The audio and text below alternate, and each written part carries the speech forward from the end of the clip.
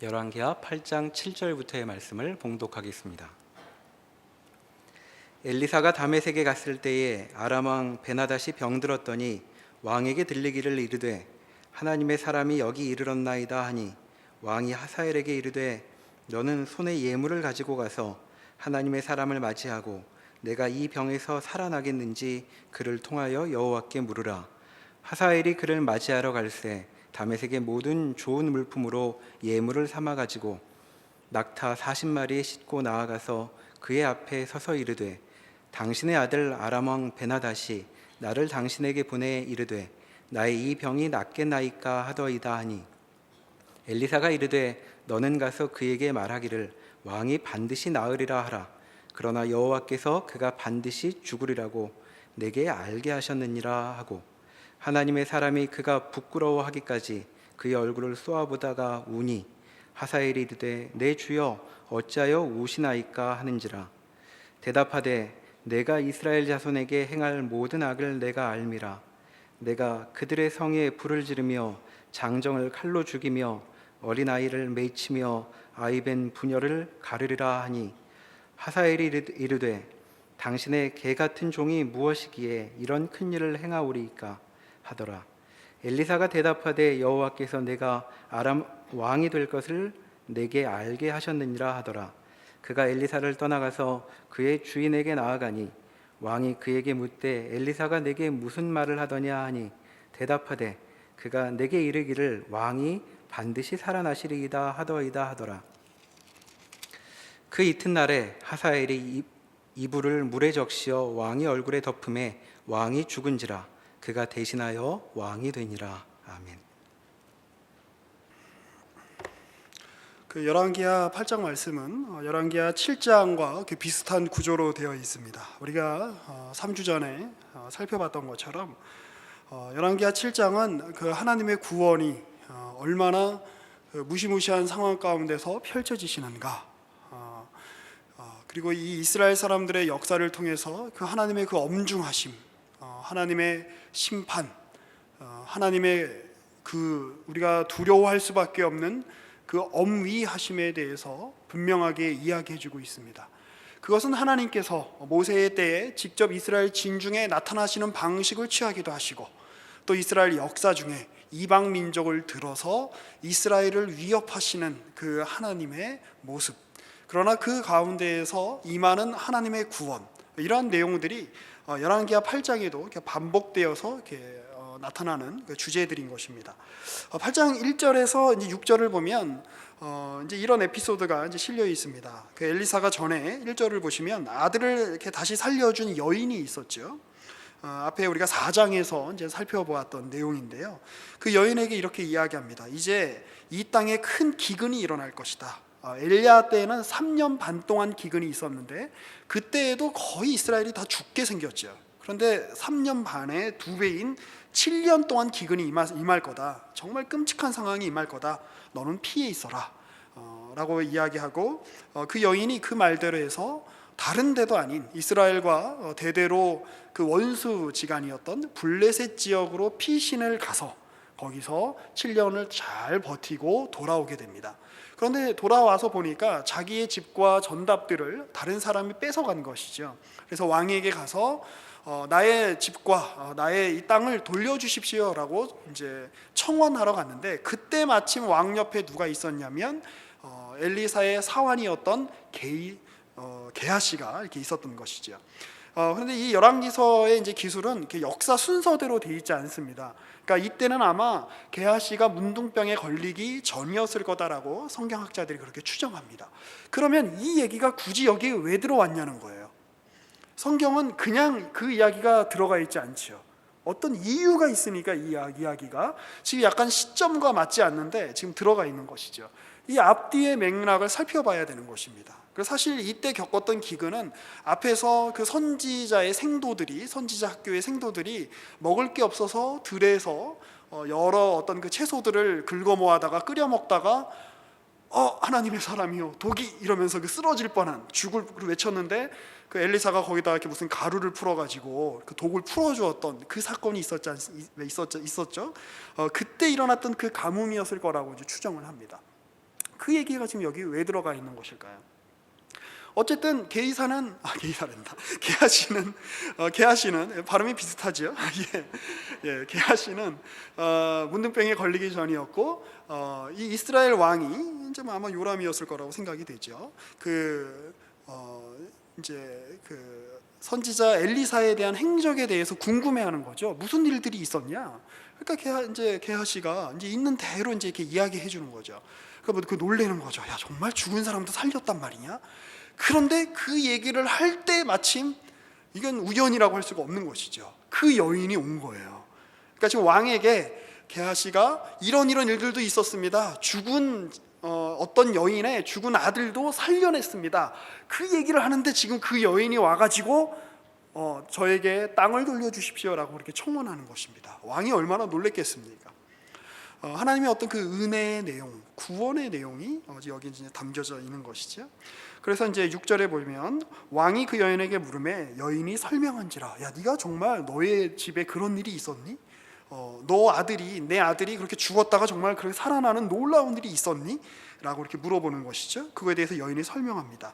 그러니까 왕이 그를 위하여 한 관리를 임명하여 이르되, 사실 왕은 그런 일개 한 과부의 어떤 그 이야기, 일개 한 과부가 아닌가요? 아무튼 어떤 이 여인의 이야기에 대해서 별로 이렇게 귀를 기울이지 않아도 되는 상황이었을 것입니다.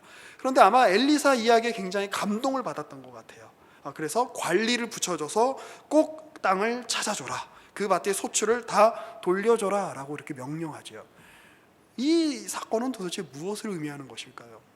이 전에는 우리가 7장에서는 이스라엘이 거의 죽게 된, 사마리아 성이 포위가 되고 정말로 그 아이를, 그 어떤 시신을, 인육을 먹어야만 버틸 수 있는 그런 극단적인 상황까지 몰려간 것에 대해서 설명합니다. 그리고 이제 이 이후의 내용, 오늘 우리가 읽었던 내용, 7절에서 15절의 내용은 이제 이스라엘에게 닥칠 어떤 비극적인 내용들의 어떤 서막입니다. 이제 이스라엘은 나라로서의 역할들을 제대로 감당하지 못하고 아람에게 치이고 아수르에게 치이고 여기저기 치이다가, 그리고 끊임없이 우상숭배하다가 망할 팔자입니다. 그 사이에 지금 이 수넴 여인이 돌아온 이 사건이 지금 편입이 되어 있다라고 하는 것이죠. 그러면 여기서 이 책을 처음 읽었을 이스라엘 사람들의 심정을 한번 떠올려 보십시오. 뭘 떠올렸겠습니까? 여러 번 말씀드렸죠. 이 책을 처음 읽었던 최초의 독자들은 바벨론의 포로로 잡혀갔던 사람들이었을 것입니다. 나라가 다 망했습니다. 성전도 다 무너졌습니다.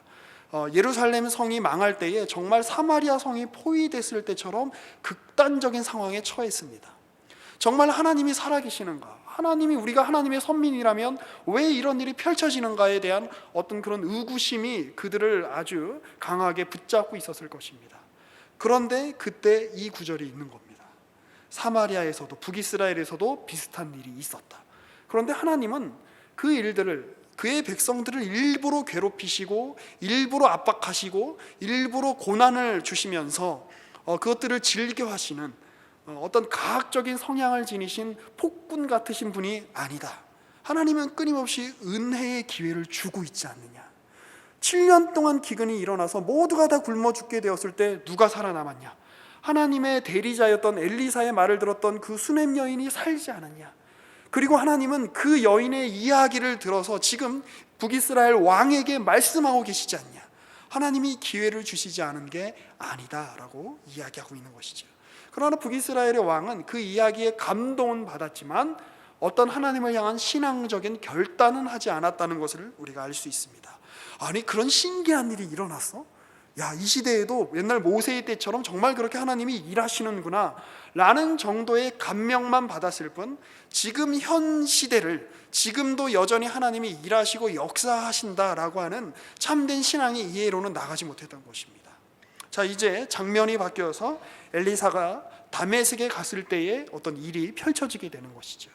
1절에서 8절, 6절까지는 하나님의 은혜, 하나님께서 주시는 기회에 대해서 묘사하고 있다면 7절에서 15절은 이제 하나님이 이스라엘 백성들에게 베푸시는 그 심판의 전조에 대해서 지금 이야기하고 있는 것입니다. 자, 다메섹은 지금 계속 이스라엘과 경쟁 관계에 있는, 그래서 때로는 대적 관계에도 있었고 때로는 또 외교술로 서로 평화협정을 맺기도 했었습니다. 아마도 평화협정을 맺었을 당시가 아닌가 싶습니다. 또한 성경학자들은 추정하기를 이때 병들었던 왕은 아마도 나아만이 수종들었던 그 왕이 아니었을까라고 이렇게 이제 생각을 합니다. 그렇다면 굉장히 그 왕이 선지자 엘리사가 왔다는 소식을 듣고 지금 내가 지금 병이 걸렸는데 나을지 안 나을지 좀 물어보라고 신복에게 시킬 만한 이유가 되는 것이죠. 어쨌든 자기 신복 중에 정말 아끼는 사람이었겠죠. 믿을 만한 사람이었던 하사엘이라고 하는 사람한테 가서 물어봐라. 근데 이 장면을 보면 정말 어떤 그 연극 같은 느낌이 듭니다. 하사엘이 가지요. 엘리사가 이렇게 이제 보지요. 하사엘이 엘리사에게 물어보죠. 우리 왕 베나닷이 정말 이 병이 낫겠습니까? 그러니까 엘리사가 이렇게 이야기하죠. 병은 나을 텐데 여호와께서 그가 반드시 죽을 거라고 말씀하셨다. 그게 무슨 얘기예요? 병이 나면 살아야 되는데. 그러니까 이 말씀은 또 이렇게도 해석될 수 있습니다. 히브리어 본문에 따라서 그가 죽기는 죽을 텐데 지금 있는 그 병으로 죽지는 않을 거다라고 그렇게 해석될 수도 있답니다. 굉장히 묘한 얘기를 하고 있는 거죠. 그러니까 하사엘이 의아해하죠. 그게 도대체 무슨 얘기일까? 그런데 이때 갑자기 엘리사가 하사엘이 무안해질 정도로 뚫어지게 쳐다봅니다. 그의 얼굴을 쳐다보다가 갑자기 엘리사가 막 우는 거예요. 하사엘은 얼마나 당황스럽겠습니까? 내가 한 일이라고는 왕이 시켜서 그 이스라엘에서 유명한 선지자가 왔다 그래서 그 왕이 병이 날까요 안 날까요 물어보러 왔는데 갑자기 막 알 수 없는 이야기를 하고 나를 물끄러미 쳐다보더니 막 우는 거예요. 자, 그런데 그 12절에 이제 그 내용이죠. 11절에 하나님의 사람이 그가 부끄러워하기까지 그의 얼굴을 쏘아보다가 울었다라고 되어 있는데, 사실 이 쏘아보다라고 하는 말은 경직되었다라고 하는 뜻입니다. 그러니까 이게 읽기에 따라서는 그 사람을 아주 경직된 눈빛으로 뚫어지게 쳐다봤다 이런 뜻도 되지만, 갑자기 엘리사가 그의 얼굴이 핏빛으로 그러니까 허옇게 정말 이렇게 허옇게 질리면서 하얗게 이렇게 질리면서 얼굴이 굳어졌다 이런 뜻도 될 것입니다. 그러니까 갑자기 그때 하나님의 영이 엘리사에게 임하면서 무슨 일이 일어나게 될지 지금 보게 되는 것이지. 뭘 보는 것입니까? 하사엘아, 네가 왕이 될 것이다. 그 하사엘이 깜짝 놀라죠. 그리고 네가 왕이 되어서 우리 이스라엘의 성을 무너뜨릴 것이고, 심지어 어떤 표현까지 합니까? 성에 불을 지르고 장정을 칼로 죽이며 어린아이를 맺히며 아이벤 부녀를 가를 것이다. 이게 지금 글로 이렇게 적혀 있어서 그렇지 실제 이런 일이 일어난다고 생각해 보십시오. 그리고 실제 고대의 팔레스타인 지역에서는 이런 일들이 비일비재하게 일어났던 것이죠. 나라와 나라가 싸울 때 하사엘이 아람 왕이 되어서 실제로 이 뒤에 이제 역사를 보면 이스라엘과 유다를 끊임없이 괴롭히게 됩니다. 지금 엘리사는 그걸 보고 있는 거죠. 그러면서 하사엘에게 이야기하죠. 그러니까 하사엘이 뭐라고 이야기합니까? 13절에 하사엘이 이르되 당신의 개 같은 종이, 여긴 개라고 나왔지만요, 사실 원문을 보면 개보다 더 못한 존재예요. 그러니까 떠돌이 개 같은, 정말 이렇게 하찮은 저 같은 당신의 종이 무엇이기에 제가 이런 큰 일을 할 수 있겠습니까? 라고 이야기하고 있습니다만, 굉장히 하사엘의 어떤 이런 표현들은 자기의 어떤 그 심중을 감추고 있는 듯한 어떤 그런 표현같이 느껴지죠. 아마 성경학자들은 추정하기를 하사엘이 자기의 동료들과 함께 이미 모반을 어느 정도 꾀하고 있던 상황이 아니었을까라고 그렇게 추정합니다. 그리고 그 예언을 듣고 하사엘이 왕에게 돌아가죠. 엘리사가 그러는데 왕이 병으로 죽지는 않을 거랍니다. 이야기해 주죠. 그리고 왕이 누워 있을 때에 이불을 물에 적셔서 그를 질식사시키죠. 그리고 나서는 이제 무서운 이스라엘의 역사, 그리고 망하는 유다의 역사가 이제 이후에 계속해서 17장까지 쭉쭉 펼쳐지게 되는 것입니다. 우리는 여기서 하나님의 어떤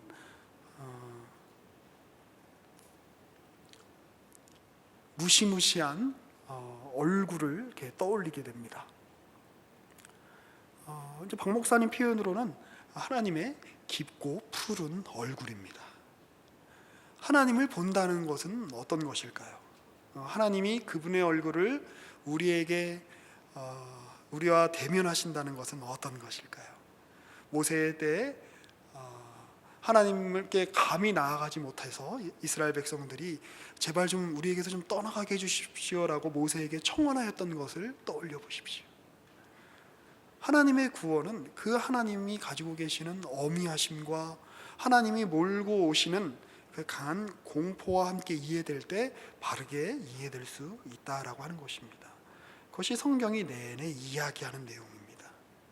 자, 창세기 33장으로 한번 32장으로 한번 넘어가 보겠습니다. 우리가 잘 아는 이야기입니다. 창세기 32장 24절인데요.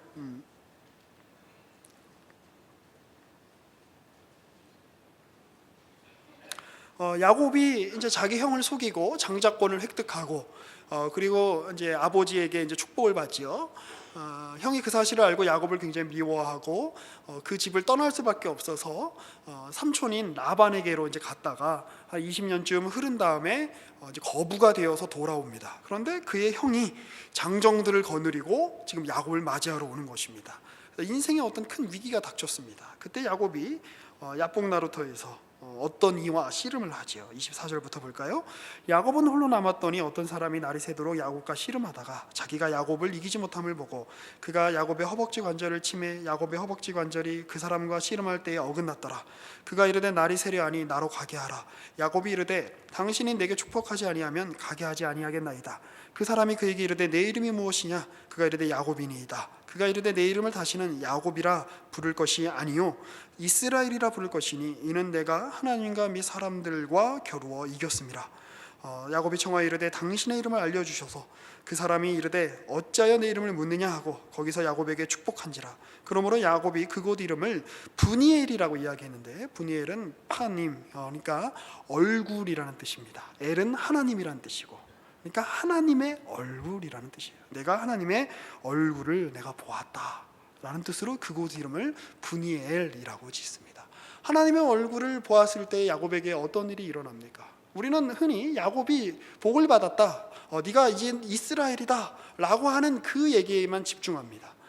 그런데 야곱에게 그 일이 있기 전에 그의 옛날 성경에는 이제 환도뼈라고 되어 있죠. 허벅지 관절이 나가는 그런 아픔을 겪게 됩니다.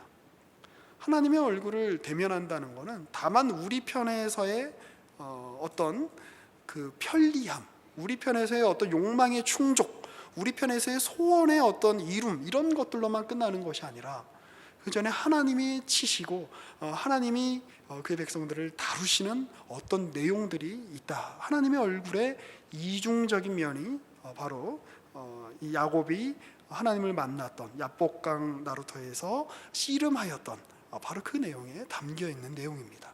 사실 야곱의 이름은 이스라엘입니다. 그리고 이스라엘은 야곱이 바로 여기서 이 브니엘이라고 하는 곳에서 하나님과 밤새 씨름하였던 것처럼 이스라엘 백성들 또한 그들의 역사 내내 지금까지 하나님과 씨름하고 있습니다. 아니 어쩌면 좀 더 확대시켜서 이야기해 보면 서구의 역사가 그리고 모든 인류의 역사가 바로 이렇게 하나님과 씨름하는 역사, 그 브니엘의 재현일 수도 있겠다라는 생각을 해보게 됩니다. 어떤 일이 일어나게 되는 것입니까? 이스라엘은 끊임없이 얻어맞습니다. 그러나 얻어맞는 것으로 끝나지 않습니다. 그들은 끊임없이 하나님께서 그들과 함께 하시고 그들에게 역사하신다라고 하는 선민으로서의 지위를 놓치지 않습니다. 잃지 않습니다. 그 일들이 하나님이 그의 백성들에게 행하시는 어떤 일이다라고 하는 것입니다. 하나님께서 그의 얼굴을 외면하실 때에 하나님께서 그의 얼굴을 돌리실 때에 겪게 되는 인간의 이 비극에 대해서 창세기 3장에서는 3장과 4장에서는 이제 이렇게 표현을 합니다. 우리 창세기 4장으로 한번 가보시죠. 창세기 3장에는 인간이 먼저 하나님께 얼굴을 돌림으로 말미암아 하나님께서 인간에게 얼굴을 돌리시고 그들이 에덴 동산에서 쫓겨짐을 당하는 그런 일들을 이제 우리가 보게 되죠.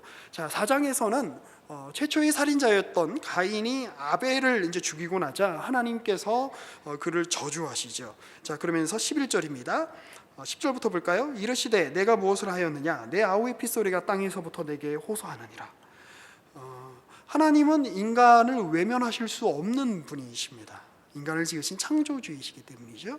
그러나 인간에게 하나님께서 외면하시는 것처럼 그 하나님의 그 심판과 하나님의 그 무시무시한 징벌이 임해야 되는 이유는 그들이 만들어낸 인간이 스스로 선택한 죄의 결과인 것이죠. 하나님은 그 부분에 있어서 타협하실 수 없는 것입니다. 하나님은 우리 인간을 그렇게 수준 낮게 대하지 않으신다라고 하는 것이죠. 그래서 11절에 보시면 땅이 그 입을 벌려 내 손에서부터 내 아우의 피를 받았은즉 내가 땅에서 저주를 받으리니 내가 밭을 갈아도 땅이 다시는 그 효력을 내게 주지 아니할 것이요 너는 땅에서 피하며 유리하는 자가 될 것이다. 이것이 우리 모든 인류의 운명입니다. 하나님께서 외면하게 되신 인류의 운명. 땅의 어느 한 곳에 정착할 수 없고 어느 한 곳에 머무를 수 없고 유리하는 자 같은, 정말 깃털보다도 더 가볍게 정말 이렇게 떠돌아다닐 수밖에 없는 우리 어떤 존재의 어떤 가벼움, 이것이 우리가 겪게 되는 현실이다라고 하는 것이죠. 자, 그런데 가인이 이렇게 이야기하죠. 13절에 보면 여호와께 아뢰되 내 짐을 지기가 너무 무겁습니다. 이 죄의 짐, 우리가 선택해서 만들어낸 죄이지만 이 죄가 겪게 되는 이 결과인 사망이라고 하는 짐, 죽음이라고 하는 짐, 이 무시무시한 짐들을 사실 우리는 감당해낼 사람이 없습니다. 아무리 17절 이하부터 나오는 인류의 문명이 발달하고 문학이 발달하고 역사가 발달하고 철학이 발달하고 과학이 발달한다라고 할지라도 그 짐을 전할 사람은 아무도 없는 것입니다. 그런데 그것이 인간에게, 그리고 가인에게 하나의 표징이 됩니다.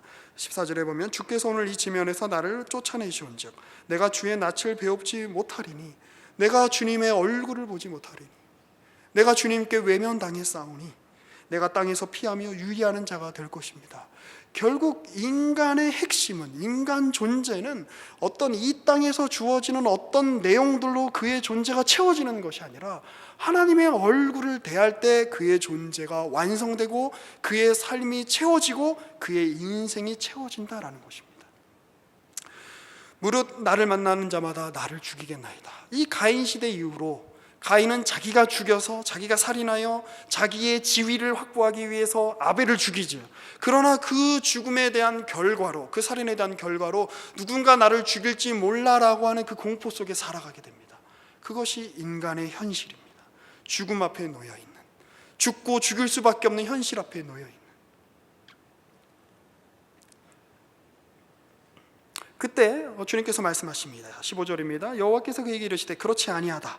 가인을 죽이는 자는 벌을 7배나 받으리라 하시고 가인에게 표를 주사 그를 만나는 모든 사람에게서 죽임을 면하게 하시니라. 어떤 표를 주셨는지는 모릅니다.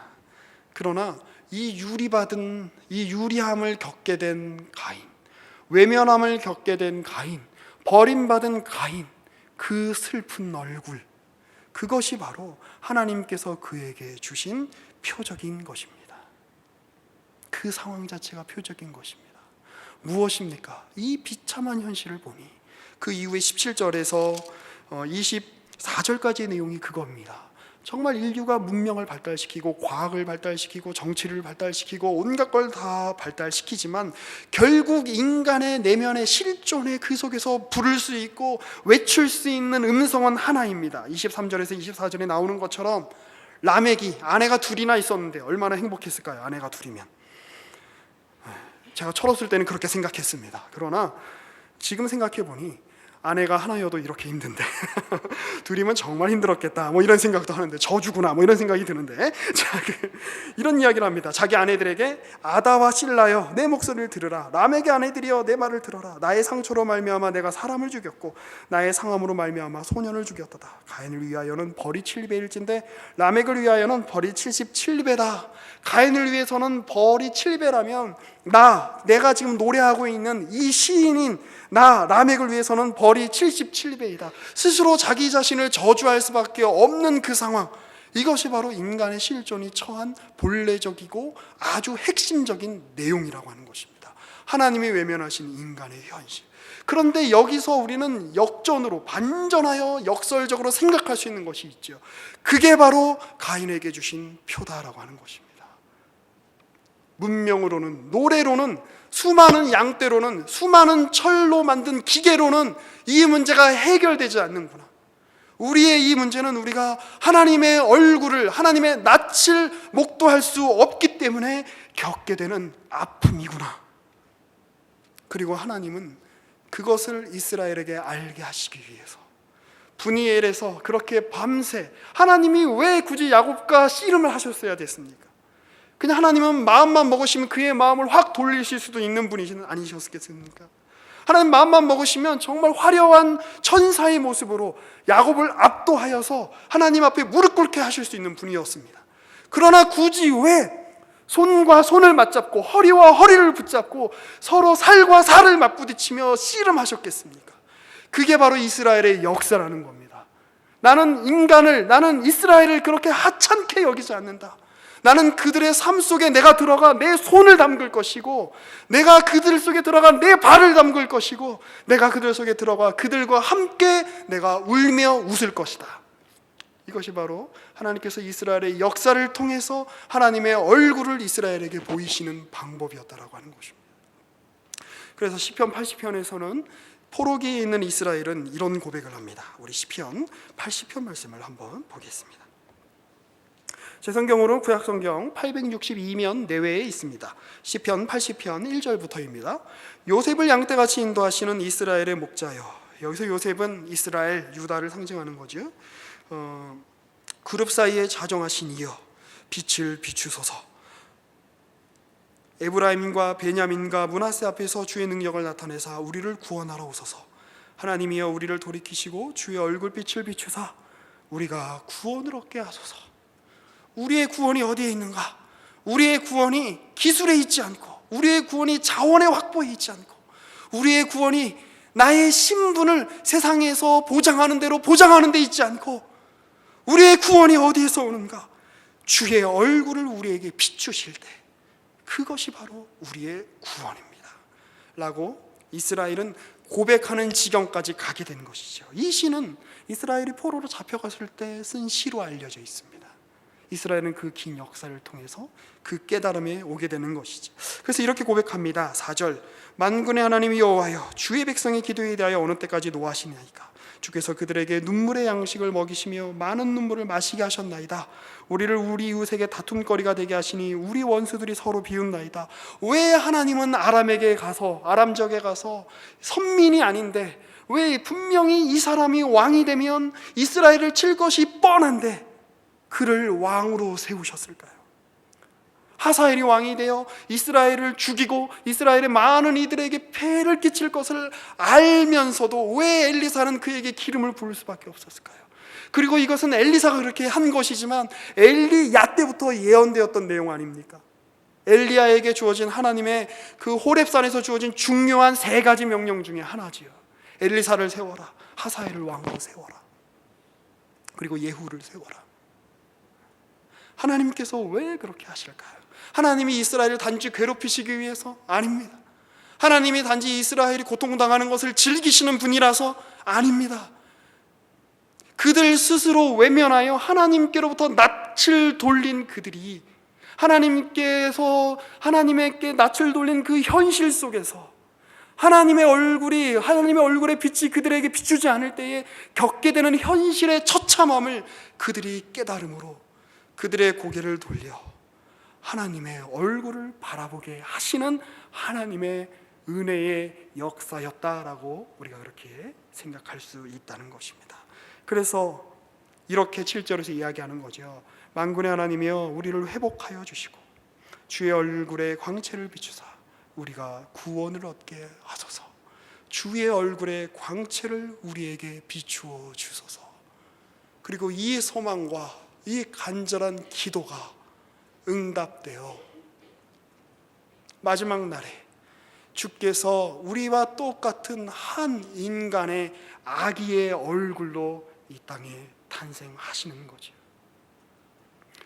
그리고 그룹 사이에 자정하시는 그 하나님께서, 그룹은 그 성궤에 있는 언약궤 위에 있는 천사의 형상이었다라고 되어 있지요.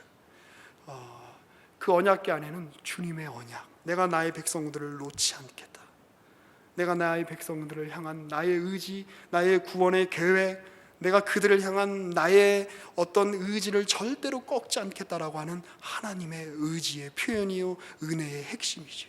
그것이 인간의 몸을 입으시고 우리가 볼 수 있고 우리가 만질 수 있고 우리가 살을 같이 비빌 수 있고 우리가 같이 시간을 보낼 수 있는 그분으로 이 땅에 오신 분이 바로 예수 그리스도인 것이지요. 그 주님의 얼굴을 누가 처음 보았을까요?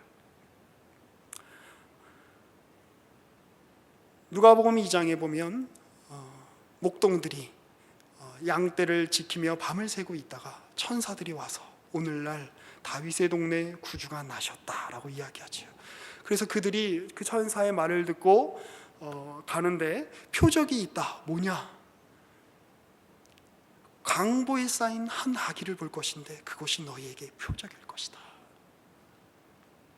하나님을 외면하여 자기의 동생을 죽였던 가인이 받았던 표적은 무엇입니까? 하나님께 버림받았다라고 하는, 인류가 하나님께 버림받았다라고 하는 표적입니다. 역설적으로 그걸 통해서 하나님을 생각할 수밖에 없는 것이지요. 우리를 구원해 주시는 분이 우리를 외면하셨을 때 우리가 겪게 되는 고난과 우리가 겪게 되는 막막함과 우리가 겪게 되는 무시무시한 공포를 보라.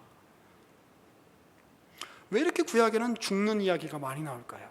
특히 열왕기서에 하사엘은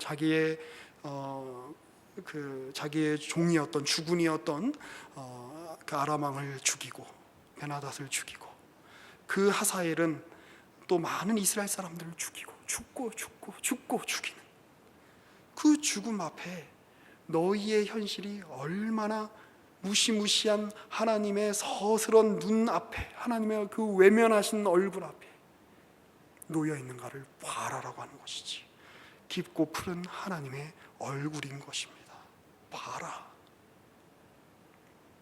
죽음 앞에서, 죽음의 공포 앞에서만 우리는 일체의 인식을 가질 수 있다.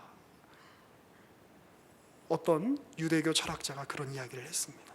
모든 것이 무로 돌아가는, 모든 것이 끝나는 그 죽음 앞에서 우리가 만들어낸 모든 성과물도, 우리가 이룰 수 있는 모든 아름다운 것들도 결국엔 다 끝날 수밖에 없다라는 그 현실 앞에서 우리는 새로운 어떤 전체적인 인식을 하게 됩니다.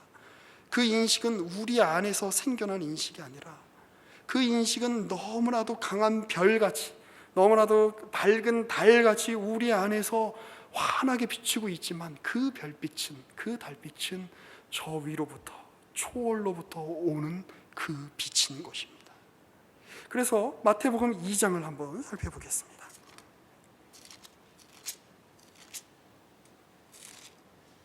1절입니다. 헤롯 왕 때 예수께서 유대 베들레헴에 나심에 동방으로부터 박사들이 예루살렘에 일러 말하되 유대인의 왕으로 나시니가 어디 계시냐? 우리가 동방에서 그의 별을 보고 그에게 경배하러 왔노라. 이 동방에서 온 박사들이 학자들이 추정하기에는 페르시아 지역쯤에서 왔을 거라고 추정을 합니다. 그러면 적어도 약 한 1400에서 1500km는 여행길을 거쳐서 왔다는 이야기입니다. 그리고 이 이야기는 동방에서부터 부름을 받은 아브라함을 떠올리게 합니다. 갈대아 우르에서부터 부름을 받아 긴 여정을 하게 되고, 이 동방 박사들은 비록 이방인들이긴 했지만 이들이 했던 여정은 어떻게 보면 이스라엘 역사와 인류 역사의 축소판일 수 있겠습니다.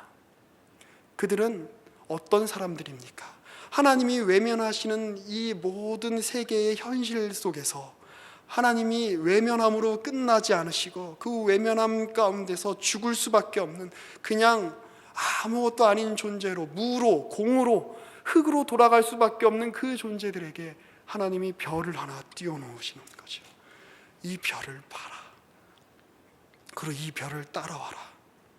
그게 바로 구약이고 그게 바로 선민의 지위입니다. 이스라엘의 지위이지요. 그 별을 쫓아서 온 사람들. 별이 밝으면 밝을수록 흑암은 너무나 깊습니다. 그러나 그 별을 보는 사람들은 그 흑암 속에서도 어딘가를 향해 나아갈 수밖에 없는 것이지요. 왜? 별이 보이기 때문에, 별이 지시하기 때문에. 오늘 우리의 현실도 그렇지 않습니까? 오늘 우리의 현실은 얼마나 깜깜합니까? 얼마나 암담합니까? 나라가 이렇게 발전했고, 기술이 이렇게 발전했고, 사회와 문화가 이렇게 발전했는데도 우리가 만들어낼 수 있는 것은 기껏해야 죽음밖에는 없지 않습니까? 세상에서도 그거를 지적하고 있죠. 우리가 만들어낼 수 있는 것이 무슨 선한 것이 있습니까? 세월호 사건을 보십시오. 송파 세모녀 자살 사건을 보십시오. 요즘 열풍이 불고 있는 미생 열풍을 보십시오. 우리가 만들어낼 수 있는 것 아무것도 없습니다. 그러나 우리는 이 길을 멈출 수 없습니다. 왜? 우리에게는 별이 떠 있기 때문입니다. 그런데 그 이스라엘의 역사 내내 비춰졌던 그 별이 지금 누구를 비추고 있는 겁니까? 마리아 옆에 있었던 한 아기를 비추고 있는 겁니다. 성경학자들은 우리는 이제 크리스마스 이미지를 생각하면 예수님이 태어나시자마자 동방박사들이 온 거라고 생각합니다만, 여러 가지 정황들 때문에 아마 예수님이 적어도 한 2살이나 3살 때쯤 동방박사들이 온 거라고 예상을 하고 있습니다. 그렇다면 지금 이 예수님은 아마 제 아들하고 매우 비슷한 시기인 거예요. 제 아들이 30개월인데 전혀 경배할 만한 구석이란 하나도 없습니다. 아침에 일어나면 비명을 지르면서 시작합니다. 우와 이러면서. 그리고 뭐 그냥 세상에 그냥 정말 엄마의 돌봄이 없으면 언제 어떻게 될지 모르는 아이입니다. 경배의 대상이 아니죠.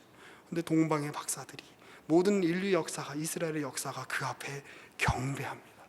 구원의 별이 그를 비추고 있습니다. 무엇입니까? 하나님이 우리와 똑같은 인간의 현실 속에 오셔서 그의 얼굴을 우리 가운데 보여주셨다. 그런데 그 현실이란 도대체 뭐냐? 그 이후에 어떤 일이 일어납니까? 잘 아는 것처럼 헤롯이 동방의 박사들의 이야기를 듣고, 동방 박사가 헤롯에게 돌아오지 않고 몰래 도망가지요. 그러니까 2살 이하 어린이들은 싸그리 죽여버립니다. 죽음 앞에 놓여있는 현실입니다. 죽음이란 무엇입니까? 하나님의 심판의 내용입니다. 심판의 결과입니다. 죄의 싹시. 그 죽음의 위협 앞에 위태위태하게 흔들리는 그 존재의 가벼움. 사실 우리가 겪게 되는 모든 질문들의 이면에는 그 질문이 있는 거 아닙니까? 왜 저는 취직이 안 될까요? 왜 저는 남자친구가 생기지 않을까요? 여자친구가 생기지 않을까요? 왜 저는 승진이 되지 않을까요? 왜 저는 계속 비정규직으로 머물러 있을 수밖에 없을까요? 라고 하는 그 모든 질문들은 사실 그 일 자체에 대한 질문이라기보다는 내 존재 자체에 대한 질문인 것이죠. 그런데 오늘 우리가 여기서 경험하는 이 존재의 위협, 언제 사라질지 모르는, 나에게는 너무나 소중한 게 내 존재인데 이게 언제 위협당할지 모르고 언제 무로 돌아갈지 모르는, 한 해에만도 교통사고로 죽는 사람들이 5,000명이랍니다. 우리나라에서만. 언제 아무렇지 않게 사라질 수밖에 없는 그런 아무것도 아닌, 내가 생각하기에 나라고 하는 존재는 너무나 귀하고 이 세상에 있는 모든 것과도 바꿀 수 없는 건데, 왜 내가 갖고 있는 현실은 너무나도 이렇게 인간이란 존재가 생명이 아무것도 아닌 것으로 취급받는 그런 현실인 걸까? 저 하늘의 별이 밝으면 밝을수록, 저 위에 달이 밝으면 밝을수록 왜 지금 여기에 있는 나의 현실은 왜 이렇게 어둡고, 왜 이렇게 초라하고, 왜 이렇게 춥고 서글프며, 저 하늘의 별의 빛과 저 별과 이 땅에 있는 나의 이 사이는 왜 이렇게 간극이 큰 것일까? 오늘 우리가 모두가 하게 되는 질문인 것이죠. 그런데 그러한 존재로 자기 스스로 어떠한 신변의 보호도 할 수 없고 누군가 죽이면 죽을 수밖에 없는 약한 모습으로, 마리아가 요셉이 돌봐주지 않는다면 단 1분도 숨을 쉴 수 없는 그러한 연약한 모습으로 하나님이 오셨다. 그게 메시아가 오신 일의 시작입니다. 그러면 끝은 무엇입니까? 예수님은 어떻게 돌아가시죠? 나의 하나님, 나의 하나님, 어찌하여 나를 버리셨나이까로 돌아가십니다. 오늘 우리가 모두가 하는 고백 아닙니까? 주님, 주님은 정말 저를 기억하고 계십니까? 주님의 얼굴은 정말 저를 향하여 계십니까? 나의 이 현실을 보고도 주님이 나를 사랑한다고 그렇게 말씀하실 수 있습니까? 왜 여전히 믿음을 가지면, 내가 신앙을 가지면 모든 문제가 해결될 거라고 믿었는데 모든 문제를 해결을 바라지도 않습니다. 지금 내가 이렇게 살고 있는 내 삶의 불안함이라도, 내 어떤 삶의, 나의 어떤 실존의 이 떨림이라도 어떻게 좀 잡아주셔야 되는 거 아닙니까? 라고 주님께 묻고 싶은, 하나님 어째서 나를 버렸습니까? 왜 나를 이 지경까지 내버려뒀습니까? 왜 우리 공동체를 이 지경까지 내버려뒀습니까? 왜 우리나라를 이 지경까지 내버려뒀습니까? 왜 우리 시대를, 왜 우리 이 세계를 이 지경까지 내버려두었습니까? 라고 묻고 싶은, 절규하고 싶은, 절규하게 되는 그 현실이 바로 우리의 현실입니다. 그런데 주님이 그 현실까지 오셨다는 것입니다. 당신의 얼굴을 돌려서 한 아기가 주님의 얼굴로 이 땅에 오셔서 그 모든 현실을 품어내시고 그 모든 현실을 감싸 안으셔서 나의 하나님 어쩌여 나를 버리셨나이까 라고 외치며 이야기하는 하나님 부재의 현실까지도 하나님의 임재로 감싸 안으셔서 부활로 바꾸어내신 분이 바로 우리의 주님이시다라고 하는 것입니다. 그러니 오늘 앞이 보이지 않는 것 같은 깜깜한 암흑과도 같은 현실 속에서도,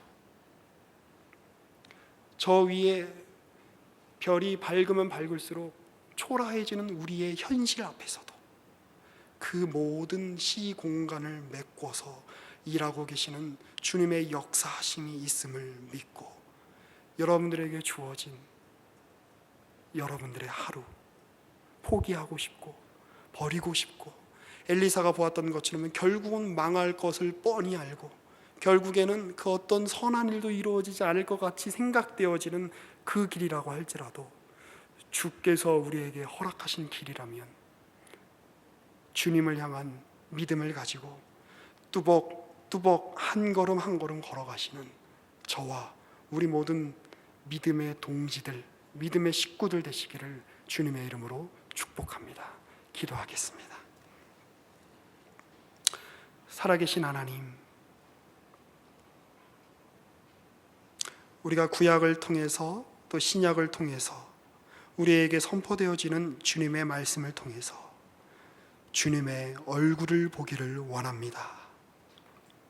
우리가 겪게 되는 우리의 실존에, 우리의 현실의 모든 어려움과 모든 근원적인 문제들은 주님이 우리를 외면하신 데에 있습니다. 그러니 주께서 은혜를 베푸셔서 우리 힘으로 주님의 얼굴을 돌이킬 수 없사오니 주님의 의지와 주님의 그 거룩한 사랑으로 주의 얼굴을 우리로 향하여 드사 우리에게 참된 구원이 있게 하시고, 우리가 지어진 목적과 우리가 이 땅에 보냄을 받은 그 모든 이유들과 하나님께서 우리를 얼마나 사랑하시는지, 하나님께서 얼마나 우리를 향한 깊고 푸르며 거룩하며 불붙는 성의를 가지고 계시는지 우리가 아는 은혜가 있게 하여 주시옵소서. 감사드리며 예수님의 이름으로 기도합니다. 아멘.